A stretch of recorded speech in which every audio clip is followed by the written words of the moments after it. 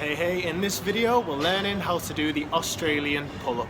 So this is an exercise that's a progression, the next step after you've managed to nail and you're strong enough to do the table row.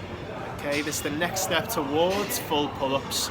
So just like any other pulling exercise, we're using the muscles in your back and in the biceps. Okay, very similar to the table row. Set your bar up to around your hip height.